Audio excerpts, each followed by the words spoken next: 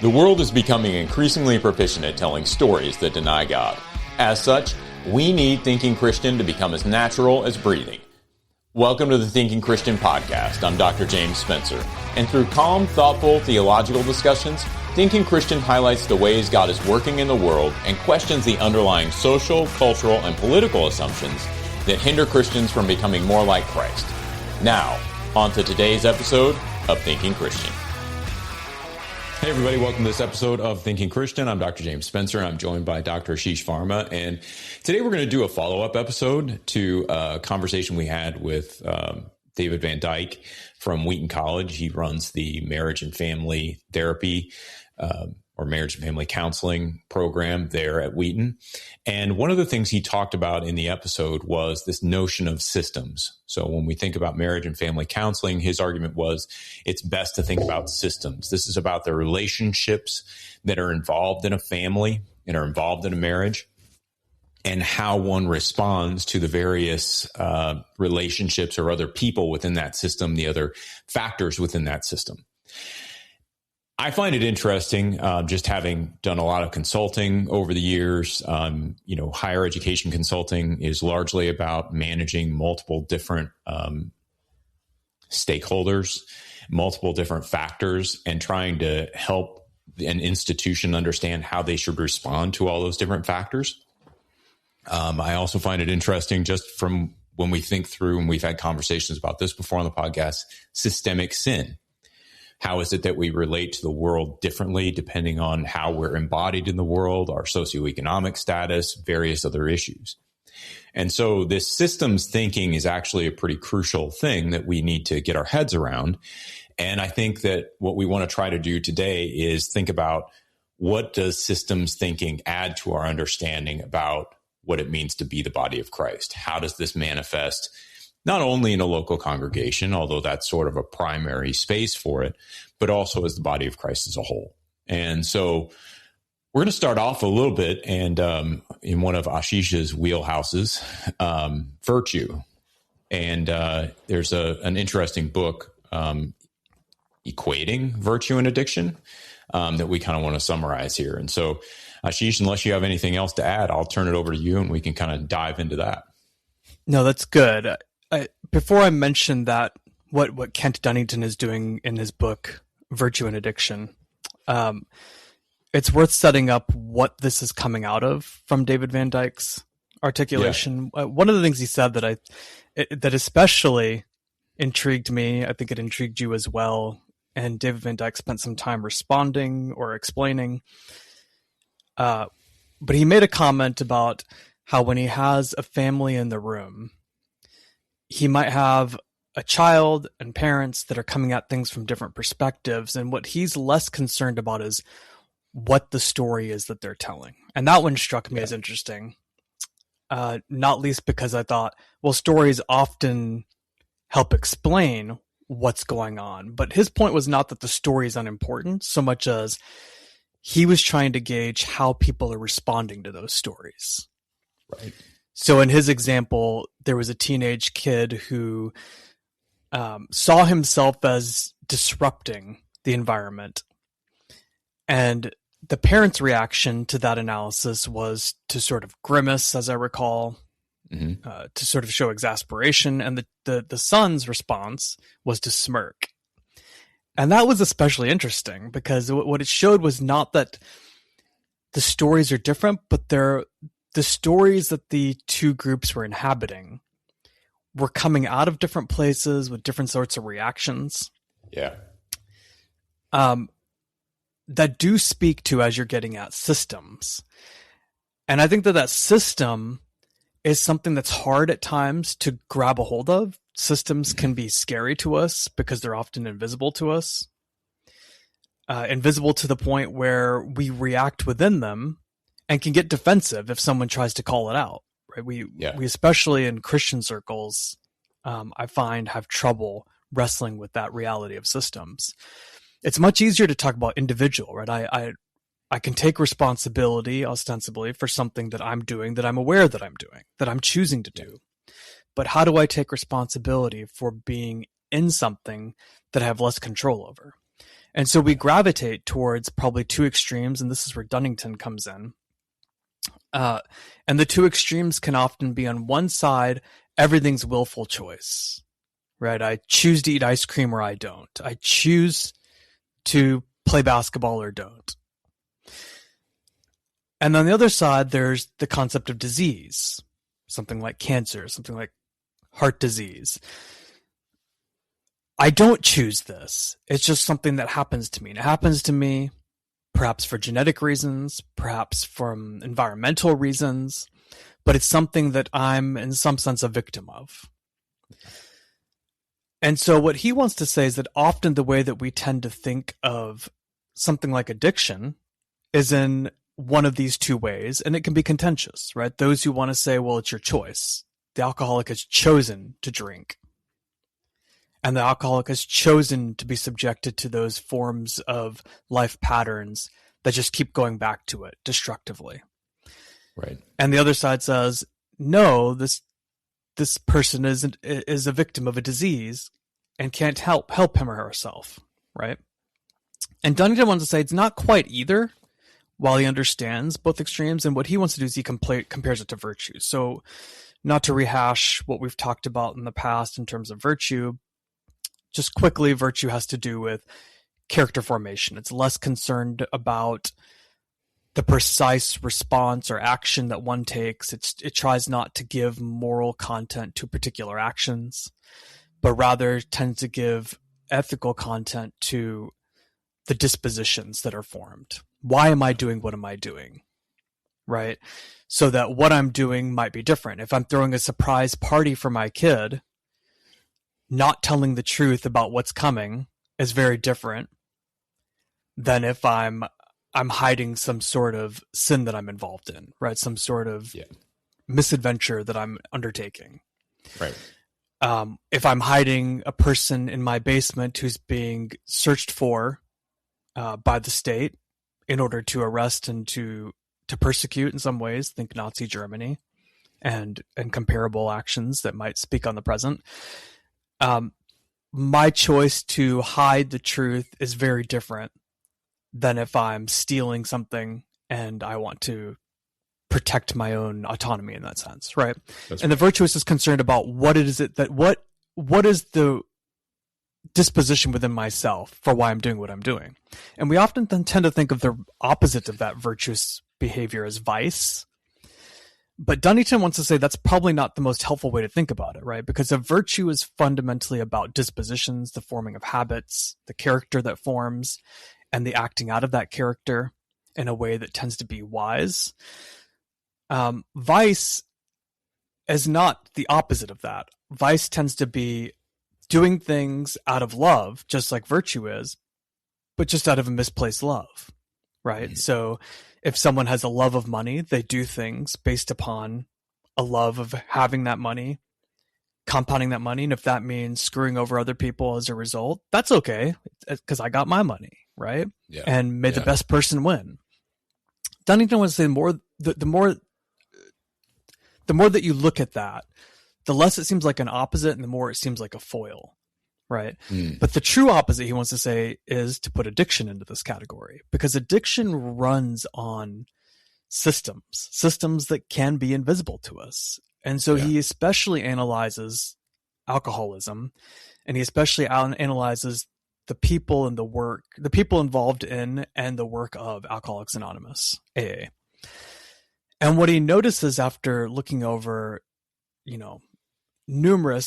many hundreds, as I can understand, interviews and data points from within this, is that there's a commonality that flares up, and that people who find themselves in Alcoholics Anonymous find themselves there because they've started to come to the realization that they have a problem, and that problem is not something that they have any choice to overcome. Not because their willfulness is not entailed in their choice, but because the addiction that they're now in is something that they do despite the fact that they don't love it. So he recounts that these alcoholics don't actually want to be drinking. It's an automatic response that's habituated in them based upon some other trigger, right? That other trigger was often things like a rough work environment, a rough family situation. Something happens at work, they spiral, and the well-made path, that groove that is formed by their actions that we tend to think of as habits, directs them to, now I'm going to go to the bar. Yeah. They get into that fight with their spouse, and now they're going to go to the bar, or they're going to go pick up that drink, right? Yeah. And despite the fact that they hate it, because they hate what it does to them, they hate their dependence upon it, their body is now dependent upon it, and they have to go to it. And so the work that makes Alcoholics Anonymous so influential, so helpful to people, what Dunnington noticed was the fact that they treat alcoholics as sort of that inverse of virtue, that habit-formed addictive reality, that they have to recreate pathways. They have to avoid those sorts of pathways in the first place. If the groove is there based on habit, then how do we avoid getting to that groove? If the trigger is my boss at work, how do I sit in that particular situation at work and not find myself slipping down into that groove? Perhaps it's the path that I take home. Perhaps it's the options that I now close off to myself. Because what he's doing there is he's recognizing that while willful choice is certainly involved and was involved in the formation of the practice, willful choice doesn't simply get one out of it, because it's a system, it's a structure that has pulled us in. And I think the parallel here that we're talking about, or that we want to talk about, is that these systems, these structures that pull us in, that have us often unconsciously, begin to form the way that we think about situations. They form the way that we identify ourselves within those situations, right? Perhaps I have a tendency to consider myself a victim. I fall into that groove where it's now an automatic response. Something bad happens to me, I'm a victim. And I begin to dwell on those processes, and there's no reflection on my own part within it, right? Yeah. Thoughts on that? Yeah, I mean, I think it's a really interesting concept. So as we think about virtue and we think about virtue formation, I think part of what we have to recognize is that oftentimes when we're trying to form virtue, there's a fake it till you make it sort of moment that you do, right? And that is part of that habit forming aspect. You don't wake up one morning and have virtue. Virtue tends to be, at least in my understanding of it, something that is a desired state that's down the road, and you begin to live into that desired state. On the addiction side, what you're really, I think, if I'm understanding his argument and the way you're articulating it correctly, what's really happening is there may very well be a desired state, but the path you're taking is always going to short circuit you getting there. And so there's, I think of it like one of the things I was thinking, my wife and I used to have to go to Vegas on business a fair amount. I had conferences out there or whatever. She had conferences out there. And if I ever went through the casino, I just know I really like playing cards. I like doing that kind of stuff. And so I never took cash or a debit card. Now, I didn't feel like I was ever going to be in danger of like sitting down at a table and blowing through our bank account. But I also didn't even really want to waste my time on it. And so I just wouldn't carry cash and I wouldn't carry a debit card. And so I effectively have no way that I can do anything in a casino other than walk through it. Like that's the sort of behavioral change that it sounds like Alcoholics Anonymous is trying to get people to do, right? Yep. If you Gen Alpha is the largest generation in history, and they need more than content. They need the gospel. Reaching Generation Alpha by Shane Pruitt and Shelley Melia is packed with research and practical guidance to help parents, pastors, and anyone who cares for kids today. You'll learn how to model authentic faith, address hard topics, and mobilize kids to live boldly for Jesus. Get your copy of Reaching Generation Alpha today, wherever books are sold. Eliminate some of these factors that are going to enable a bad choice, then you can't make that bad choice. Or at least it's much more difficult to make that bad choice. Conversely, if you're pursuing virtue, there may be certain practices that you put in to say, no, I'm just going to do this. I'm going to do this on a daily basis, right? And I'm going to structure my life so that I do this on a daily basis. And in doing this on a daily basis, eventually it's going to form in me this sort of habit, not habit in a sense of, sort of an unthinking reaction necessarily, but habit in terms of a component of myself that now just begins to make sense, right? Like This is now part of who I am. And I think that individually we get a good understanding of that. I think where I would push in is say, I feel like it works very similar for organizations, groups. When I've worked with colleges in the past, what I tend to see are a series of interactions that tend to lead to the same place. Right. And then there are points where bad behavior is being enabled that keeps the whole institution from moving forward. There are points where the institution is trying to do good practices, but then those things may get short-circuited by various other, whether it's financial resources or technological system problems or just, sort of loudmouths within the organization who don't want something to go a certain way. And so you kind of see these dynamics within an organization, and part of the diagnosis that you do as a consultant is you walk in and you say, well, what's hindering you from heading to your desired state, right? Where do you want to be? And how do you get there? Now you have to look at, well, what would help you get there and what's hindering you from getting there? And how do we maximize what's going to help you getting there and minimize what's hindering you from getting there? And so I think my intuition is that this concept, this systems concept, this virtue concept, the addiction loops, that these can be applied within organizations and that they might be interesting to think through in terms of what happens at the church. Yeah, I agree. Anecdotally, one can look to sports cultures, right? We see certain organizations in sports that every other year, every third year, their general manager and their coaches are fired. And then they blow up the team and they bring someone new in who has this great pitch and things start over and we end up in the same loop 3 years later. Right. And what you start to realize is that you do have organizational cultures, right? They're coming in and perhaps these new people come in and they find themselves slowly slipping into and adapting to the organizational culture that is itself, in sports terms, toxic, right? May not have moral detriment, but can't seem to get to the point where they move to new ways of thinking and build contender teams. Or they themselves find themselves unable to push past certain barriers, right? Maybe they notice these things, but they can't push past certain barriers that just exist organizationally. And what you end up finding is that these teams just get stuck there. They can't get out of it. And after the third or the fourth coach change and the general manager change and the player overturn, you start to realize, oh, this is a organizational problem. Yeah.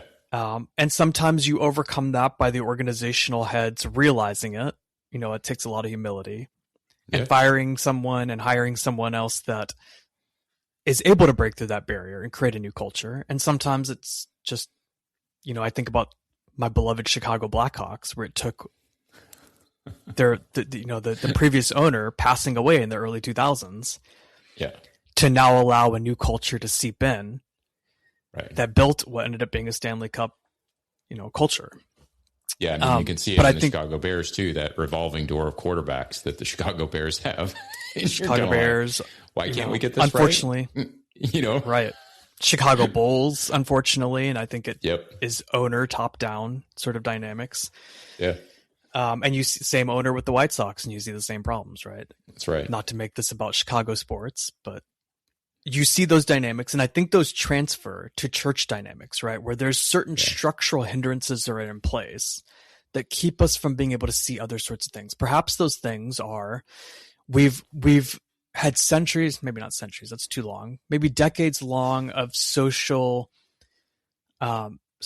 issues that we elevate as above anything else, that prevent us from being able to look at other issues or to look at those issues that we have from other angles, right? Yeah.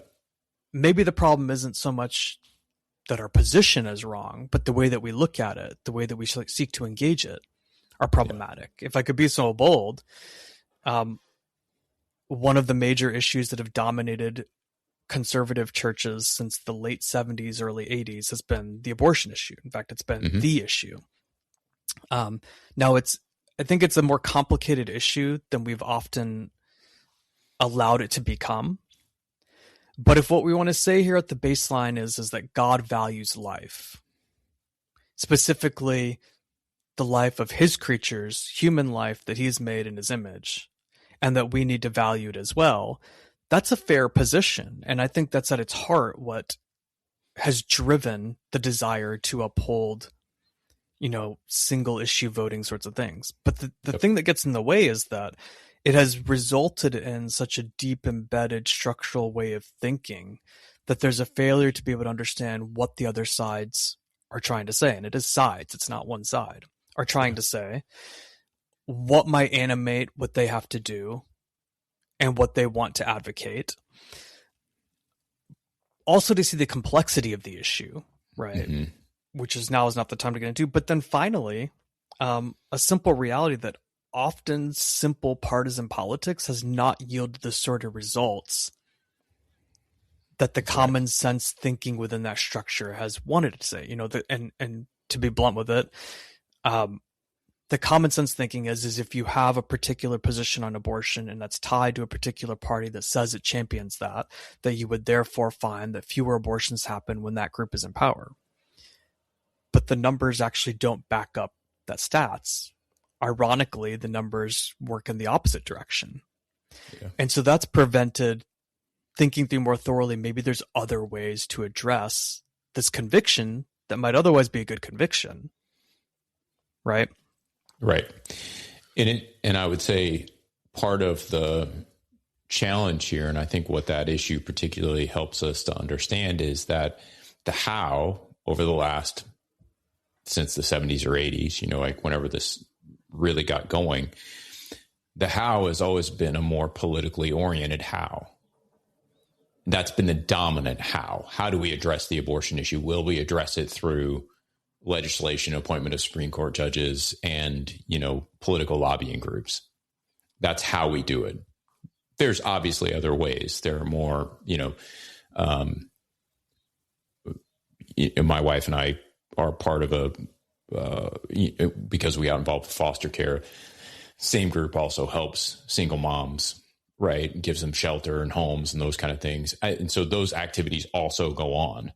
But what we often hear about, what seems to be better funded, right, are these bigger political movements. And so we have to then ask ourselves a couple of different questions, which are like, what does continually participating in politics in this way, and really only focusing on politics in this way, or focusing on it to such a dominant manner that the other things sort of diminish in comparison, how is that forming us? In other words, if we're talking about this in terms of virtue formation and habit, do we really become political animals as opposed to people conformed to the image of Christ? Now, the two aren't, in my mind, the two are not isolated from one another. The difficulty is, in the way I would sort of think about it, is it's a primary aspect sort of problem. If I become primarily a political animal and also a Christian, I'm missing something somewhere. This is not the road to conformity to Christ. This is being a politically effective within a given nation. If, on the other hand, I'm pursuing Christ and conforming to his image, I think there's ample room for us to participate politically, but that will then be shaped to the degree that we are also conformed to the image of Christ. And so it's a difference in pursuits and how we go about practicing these things. But I think part of the mistake and part of what we see in systems theory is that participating in a particular system usually is not a neutral activity. These things that we do, the practices that we engage in, they have a formative effect on us. They shape us in very particular ways, and in ways, to your point, that we often just don't notice. Right. And so there's a sense in which I think that that's really part of that whole conversation that needs to happen, is not, hey, is life important? Right. I tend to agree with you. Yes, life is important. So now what do we do about that? How does the church respond to life being important? And how do we allow our desire to be like Christ shape those responses, as opposed to allowing the mechanisms that we have around us in the United States and in our democracy to shape the way we respond to those things? Again, they may not be mutually exclusive, but I think the one has to come before the other. Otherwise, we're inverting an authority structure, and we're changing our desired end, really, our desired end state, to something other than conformity to Christ. I don't know whether that made sense, but I'll leave it there and let you respond. Yeah, it does make sense. It signals me to something else that David Van Dyke was talking about. Yeah. I can't remember the exact terminology he used, but the idea that he was trying to put forth was trying to show, when he's in that family therapy setting, trying to show people on all sides the sort of the boundaries of themselves, which included the boundaries of their agency, included the boundaries of what they can know, what they can understand, in order to then to begin to appreciate that the other people in the room also have boundaries that are not identical to mine, that include ways of thinking, ways of being that are not identical to mine, to then be able to pull back from what can be too easily habituated in us, which is someone thinks or believes or acts differently than me. It is therefore an affront or an attack upon myself, because my personhood is under assault from difference. He wanted to help pull back from that, right? Yeah. Now, part of his intention was to be able to help people recognize their own boundaries in order to let go of certain things, right? In order to be able to say, I can't control that. I'm not going to let that make me anxious. That's right. I want to extend that a little bit to say, yes, that, and recognition of those boundaries hopefully helps me understand my finitude and the ways that I think, the ways that I understand, the things that I'm aware of, so that maybe I can begin to think in terms of, what is it that I can learn from you? How can I begin to understand you? How can there be, the German hermeneutical theologian, or philosopher, Gadamer would say, the fusing of horizons. It's the recognizing of the boundaries of my horizon, recognizing that there is stuff outside of it, to begin to expand the expanse of my horizon, so that I can begin to understand things in a new way. Now, the way that I understand it when I'm talking to you inevitably is filtered through some of these both conscious and unconscious categories of mine, these structures. Yeah. But hopefully in that process, that makes me aware enough to begin to understand my structures at least a little bit more, which will enable me hopefully to begin to, in the most generous sense, question them, right? Not to chop off the limb that I'm sitting on, or the branch I'm sitting on, but to recognize the limitedness with which I'm approaching things, right? I think of someone I once worked with who would amusingly say, every time he learned something, he'd say, well, I learned something new. I guess I can go to bed. And he would say it jovially, and the thought process behind it was, every day I should learn something new. And I appreciated that about him. And I've sort of adopted that, both in its jovialness and in, I think, the practical life lesson in that of, I should be, if I think I can approach a day without learning something, then that's a me problem. And probably more specifically, a structure problem that's invisible to me. What can I say about that? Am I taking it too personally when these young people think LeBron James is the best basketball player that's ever played? Maybe probably. I should. Yeah, maybe I should back off a little bit, It seems like a personal affront. No, I resonate what you're saying. I think, I mean, these examples are going to be individual, but I'll try to couch them back into a collective understanding. So there was a point where I had resigned as a dean, and faculty members were kind of coming into my office, and some were saying goodbye cordially. Others were a little less happy with me, and so they were pleased to see me go. And I was trying to practice this. I had gotten into Edwin Friedman. He wrote a book called The Failure of Nerve, and in it he talks about being a non-anxious presence, having this self-differentiated character. And one of the things that I noticed as I started to execute that, like tried to really live into that, was that it was easy for me, just my personality, to become fairly callous to what other people were feeling. And so by that point, I'd started thinking to myself, this can't become an excuse for me not to care about other people, right? Because that's not really what I wanted to do. What I wanted to do was to, and I decided on this, was to recognize my own boundaries, but also exhibit a care and a curiosity for the person talking to me. And so when I was sitting with this particular faculty member, he said something like, I think your resignation was a gift from God, and I'm so grateful that you're leaving. Right. And I think it's the sort of comment, right, that would elicit an angry reaction. But in the moment, I just thought to myself, I wonder what's going on in his mind and like his emotions, his perspective, that he feels like, A, he needs to convey that to me, and B, that he's feeling that deep sense of angst about it, right? Like, what is it? What's going on in him that this is such a crucial issue for him, right? And I think that not being defensive in the moment helped that conversation go better than it would have otherwise, right? Because my response then was conditioned on, hey, why don't you voice that a little differently? Why don't you help me understand why that is? Like, what is it about something that I did, or whatever, who I am, that you feel like it's great that I'm leaving? Help me understand it.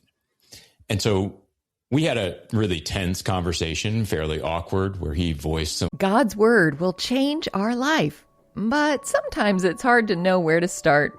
Well, that's where I come in.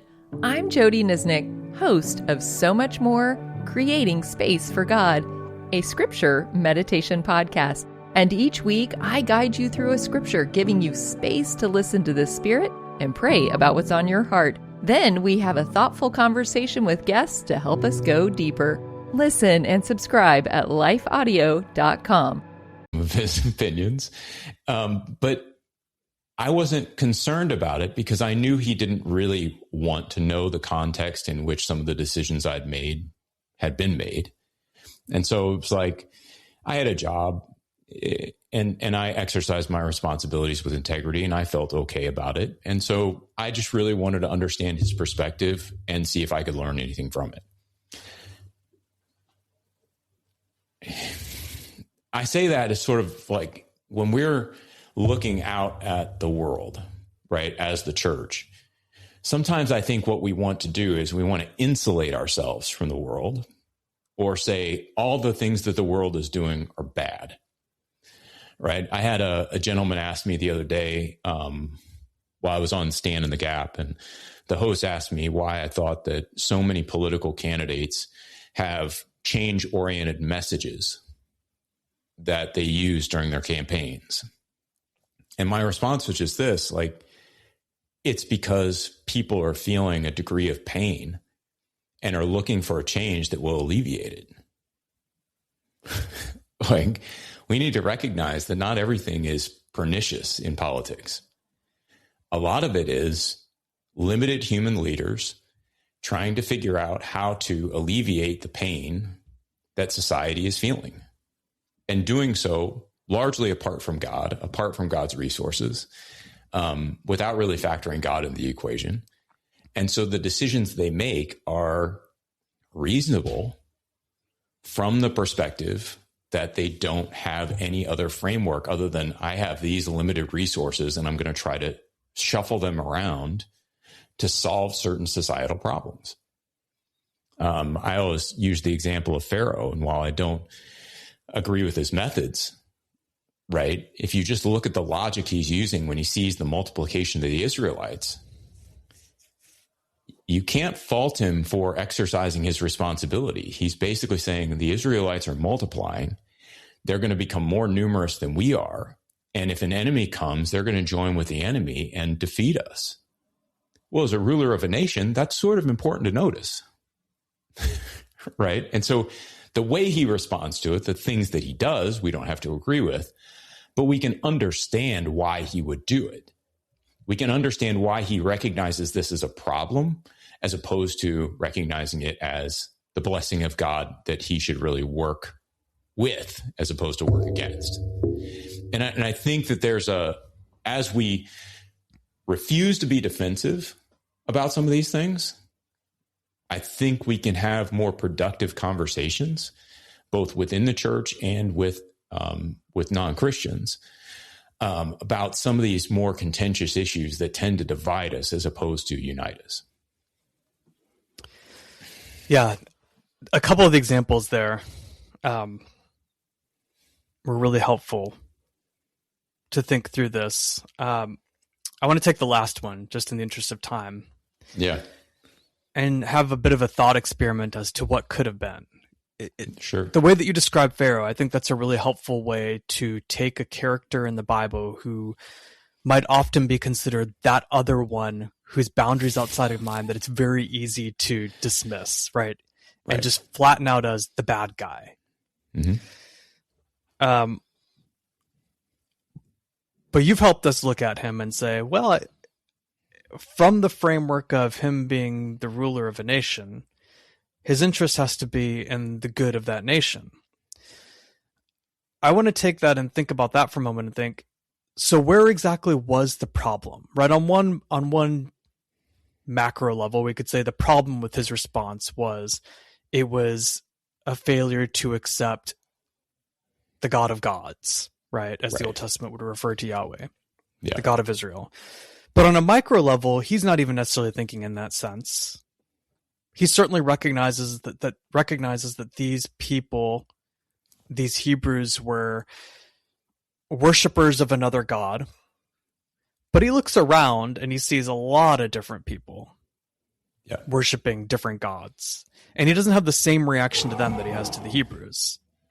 The fear of his, and I think it's important to describe it in terms of fear, is that this is a group of people with a different God and therefore a different set of understanding the nature of the land that he was in, that was inside his land.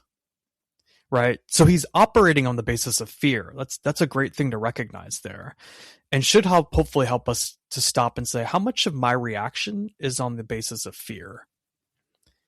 What am I losing? What do I think I'm losing when I draw these hard lines, or when I react emotionally to these structural attacks?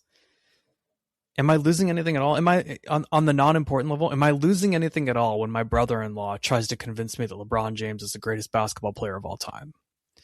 No, I'm not really losing anything, right? He doesn't convince me, right? But okay.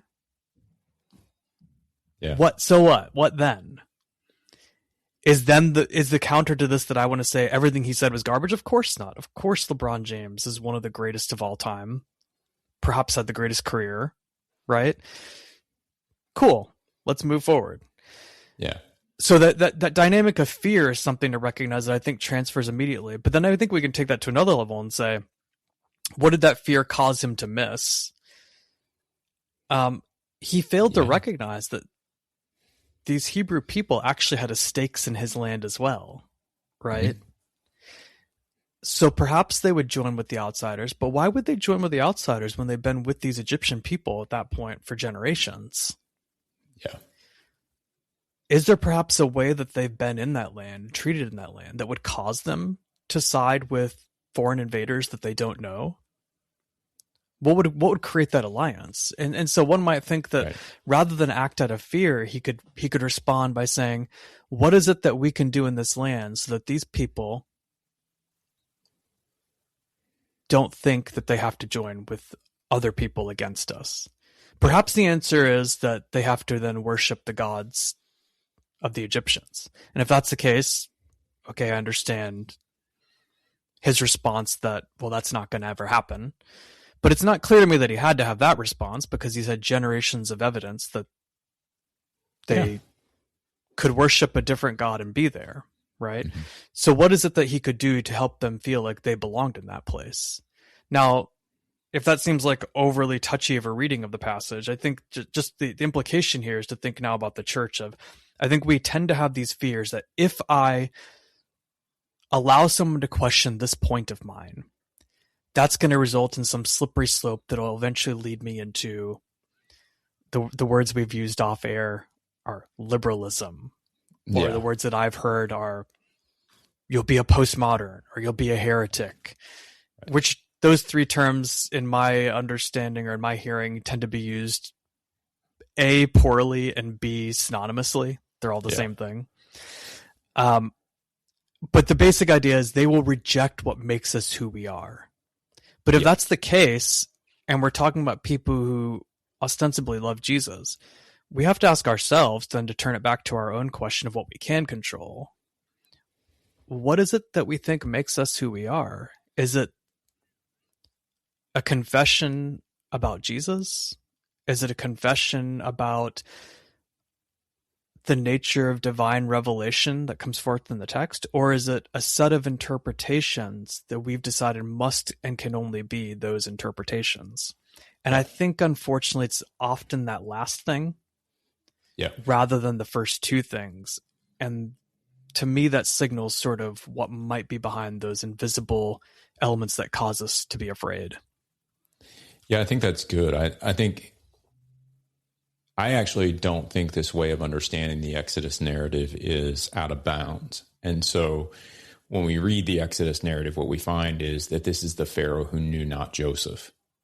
And so he has no context for understanding why this multiplication is happening. He has no context for understanding how the Hebrews and the Israelites, and particularly Joseph, ended up blessing Egypt.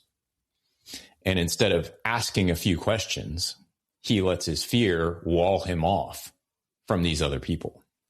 And he takes on a protectionist stance. And I do think that there's a real lesson there. Even then when he's confronted, right? So I think people sort of sometimes mishear me when I say this, but I would say his first acts against the Hebrews are done out of ignorance. This is Pharaoh accidentally being against God. He's not opting to go against Yahweh at this point. He just doesn't know what he's doing. He misrecognizes the situation, doesn't investigate it enough, and ends up going against the grain of God's blessing. Then as we fast forward into the narrative and we see that, even when Moses is telling him, hey, this is what's going to happen, this is how things are going to go down, he decides, no, I'm going to oppose this. This isn't actually going to happen. That's when it starts to get more willful. But, based on the conversation we're having right now, there is a systemic sort of practice that Pharaoh is doing here, that ultimately he's doing the same thing over and over and over and over and over. And even after the plague of the firstborn, when he lets the Israelites go, he quickly changes his mind and goes after them.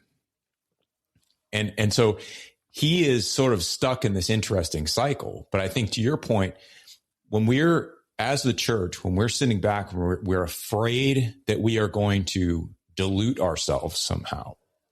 And so we have to pull back in and create like a hard boundary. I think that is problematic in a number of ways. I actually think this is the sin that we see God hold against the church in Ephesus in Revelation, that they've abandoned their first love. There are many commentators, myself included, who would argue that the first love, what's really happening there is that Ephesus has pulled back from the world, isolated themselves, and instead of compromising in the way that, let's say, the Laodicean church does, right? By, sort of participating in all these different economic practices and really becoming part of the Greco-Roman world and all those kind of things. Ephesus is pulled back and refused to witness. They've refused to be that testimony that God calls us to be in the world. And so there's a polarity there that we should recognize, that it is possible on that reading of Ephesus to be too closed off from the world, right? To be absolutely right doctrinally, to be holy, to be uncompromised, and in sort of a purity sense, but still deny ourselves the basic functions of what the church is to do: proclaiming the gospel out to the nations, making disciples. On the whole other end of that spectrum, there's a possibility of being so assimilated into the surrounding culture that no one can tell the difference between the church and the culture. Also a problem. In the middle, there's this interesting negotiation that has to happen. And I think we're constantly sort of finding our way in understanding, when are we closing ourselves off too much? When are we opening ourselves up too much? And that isn't going to be just a straight line down the road. It's going to sort of waver back and forth a little bit. It's going to oscillate. I think our trouble and the danger I see is that we pick a side.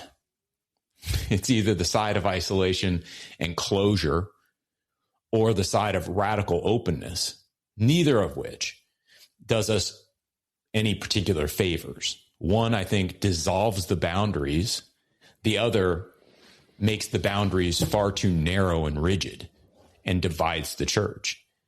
Either way, we're losing aspects of our identity on either one of those sides of the spectrum, when where we need to be is together, united in Christ, managing our disagreements. One of my favorite passages, Romans 12:10, outdo one another in showing honor, right? Like, this is the space we need to be in, because that's really who we are. It's not that doctrine doesn't matter. It's not that the content of our faith doesn't matter, but it's not the only thing that matters. The way we execute that content, the way we think about it, the way we dialogue with one another actually matters. It's constitutive of who we are. And I think that is that systems issue that we very seldom really deal with.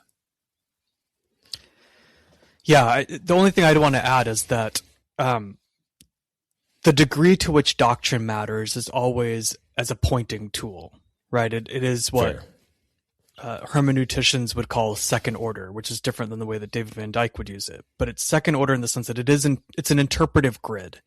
Yeah. And so its role is always to direct us. And the question is to what? Well, it's to direct us to life in and with God in Christ. Yeah. Hard stop. And if the doctrine itself becomes the stopping point, then the doctrine actually is doing something as if it is first order, as if it is the thing itself. Yeah. And I fear that that's the rut, the mind, the habit of the mind that we've allowed ourselves to fall into. Maybe that's a conversation for another time, but the historical theologian Hans Frey actually makes this point that in some ways the conservative and liberal trajectory, as we think of 20th century, 19th and 20th and 21st century Christian theology in the Americas, are two sides of the same coin. They've both released the thrust of biblical narrative and replaced it with these second order things of, on the conservative side, the doctrine as the thing itself, which is now no longer open for revision because the thing behind it, the biblical narrative, has lost its place as the primary reality. Yeah. And on the liberal side of things, it's the ethical mandates. And now the ethical, not surprisingly, also becomes lost in very easily codified rights and wrongs that itself doesn't fit the sort of dynamic that we see in virtue, which is the dispositional behavior, the drawing close to the right things to shape us dispositionally. And that thing that we want to draw close to is the narrative. And instead we draw close then to our structures, and those structures become violent, even to the point where virtue has become violent historically because of the structure it's drawn near to. So I think that's where we want to make sure, the rigidity happens partly because we misinterpret or mismanage these proximal goods, as folks like Aquinas would say. These things that are good as secondary things pointing to something else. And we make those proximal goods the ultimate good. What you're saying reminds me Jeremiah 7. Jeremiah 7 is one of my favorite prophetic passages, and it's the one where you have the threefold repetition of the temple by the false prophets. And basically, what we have in Jeremiah 7 is this condemnation of a group of people who are looking at the temple and saying, if the temple is still standing, God is still with us. If the temple is still standing, no calamity will befall us, right? God is, in some ways, captive to the temple.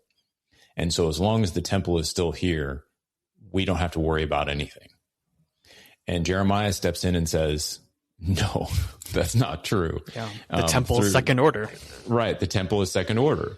And so I think that as we fetishize some of these things, right, as we look at the temple and say, oh my gosh, there's the temple, or as we do this with doctrine, right, a particular position, what that can start to do is to distort our understanding of our relationship with God, our relationship with others, and our relationship to creation. And that's what we really see in Jeremiah 7. It's Thomas Overholt wrote a little book called The Thread of Falsehood, where he deals with Jeremiah 7 a good bit. And essentially what he's arguing is that these false prophets are creating a false narrative and enticing the people to attune their lives to that false narrative, which ends up putting them at odds with God, as opposed to cultivating allegiance to God. And I think, honestly, we see this in Acts 7 as well, another chapter 7 that I like. But in Acts 7, we look at Stephen's speech. So this is before Stephen is going to be stoned. He's been condemned of speaking out against the law and the temple. And what he does throughout this whole speech in Acts 7 is he highlights all the different ways that God has been with his people outside of the land and outside of the temple. And what he's trying to get the Jews to understand is the category mistake they're making is that God always works here in this little box. And what Stephen is saying is, no, he doesn't just work inside that little box, and he never has. You're ignoring pieces of the story to make it fit this box that you've put God in. But he's not actually there. He's all over the place. He's doing these things outside the land. He's doing these things apart from the temple, apart from the tabernacle. Like, this is the God we serve. And so I think in both instances, they illustrate the point we're trying to make, which is we can't pretend that we can close God in, right? Put God in a box and say, this is what God is, and this is how God operates, and this is the only way God operates. What we have some guardrails, some soft guardrails to keep us within a certain span of, yeah, we know these things about God. Now, as we live within those guardrails, whether guardrails is the right analogy or not, but we live within those guardrails, but that's all they really are. They're guardrails, right? They're the bumpers in bumper bowling, right? They're just keeping us honest, but they aren't the thing that we're shooting for. And I think that sort of, those two passages, I think, highlight a good bit of what we've been talking about. Yeah. That reminds me of Augustine, who speaks of the path in his work on Christian teaching. He says the path is there not because it is the end in of itself, but because of where it's leading. So he rhetorically asked, can you leave that path and still get where you're going? He said, yeah, actually, sure. But how would you know where to go, right? If you get there, it sort of becomes an accident. The goal of the path is to make sure you get there. But the corollary to that I think we're trying to get at here is it's also entirely possible that one walks the path and then they stop and just start to adore the path, right? And they stop walking, they stop moving, and become fixated with singing the praises of that path, being dedicated to that path, defending that path, right, when that was never really the point of the path. Yeah. It was, I'll close with this. We can keep talking, but I was at a coffee shop this morning, and these gentlemen were sitting at a table over next to me, and they were doing a Bible study. And so I got up to use the restroom, and I asked them to watch my stuff for me. And when I came back, most of them had left, and there were just a couple guys there. And this one gentleman, I just said, "Hey, where you guys go to church at?" And his comment was, he's like, "Oh, we all go to different churches." And so he's like, I go to this Lutheran church just down the road, but Bob's a Southern Baptist, and Joe goes to the Presbyterian church or whatever.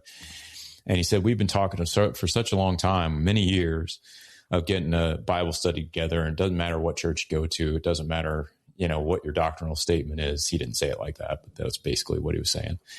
He's like, we just all get together and we try to understand what God's word is saying. And I was like, that's pretty cool. Like, that's odd in a way and awesome in another. Right. And so I think it's good because obviously, and I listened in a little bit. It was hard not to listen to them. I mean, they're like six guys at a table right next to me. And so, you hear things, right. But they're discussing, one of them's got the King James open. Another one's got the NIV open. They're like actually discussing the passages and trying to figure stuff out. And they're just having a good time together. They're not like, there was no animosity at the table. There was no yelling back and forth. It was just like, oh, well, I wonder what that is. And I wonder how that would work. And I wonder, like it was just a lot of deliberation at the table. It was kind of fun to listen to. And I think that in that, right, I didn't really think about it at the time, but it's sort of like, that's a great picture of what I think the church is supposed to be. Right. There are obvious disagreements at that table. It's a guarantee the Southern Baptist doctrinal statement looks different than the Lutheran Church's doctrinal statement. 100%. Right. Like, for sure. But it didn't matter. It didn't matter. And you could argue, oh, maybe they didn't understand it well enough, or they don't see, and it's like, well, no, I think they understand it well enough. I think they actually get what they're doing. Right. Like they have a vision for a unified church that transcends denominations, and they're getting together to do something about it. Great. Right. So yeah, just an interesting picture that you don't always see, right? You just don't always see it. We've gotten so fractured that sometimes I think we forget that we are all part of the same body. Indeed. So anyway. Novel thought. Yeah, novel thought, right? Well, anyway, I found that conversation with Dave and Dyke really compelling. I've always been interested in systems theory, and so appreciate having this conversation about it with me. And we'll close it out there. We'll probably revisit this some other time. We're hoping to have some of the marriage and family systems folks from Wheaton on and do a little bit more with them. I think it's really a fascinating field, especially as we think about ecclesiology. I've tended to approach that through sociology, but I do think marriage and family systems cuts a little different than sociology usually does. And so I find their stuff pretty fascinating. But anyway, thanks for the conversation, and thanks everybody for listening. We'll catch you on the next episode of Thinking Christian. Take care. Just want to take a second to thank the team at Life Audio for their partnership with us on the Thinking Christian podcast. If you go to lifeaudio.com, you'll find dozens of other faith-centered podcasts in their network. They've got shows about prayer, Bible study, parenting, and more.